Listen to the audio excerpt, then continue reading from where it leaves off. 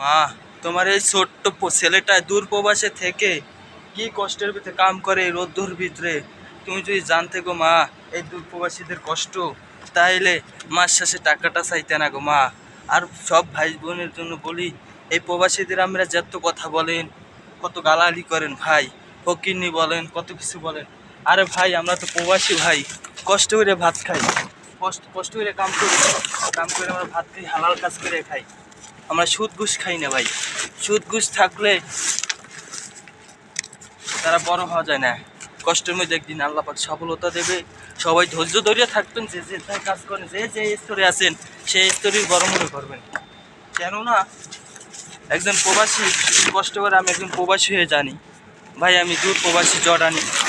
তো আমাদের জন্য দোয়া করবেন সব প্রবাসীদের জন্য, একদিন এই প্রবাসের সফলতা হয়ে আসতে পারে। তো কি ঠাড়া বাঙ্কা রোদ দেখছেন। তো সবাই ভালো থাকবেন।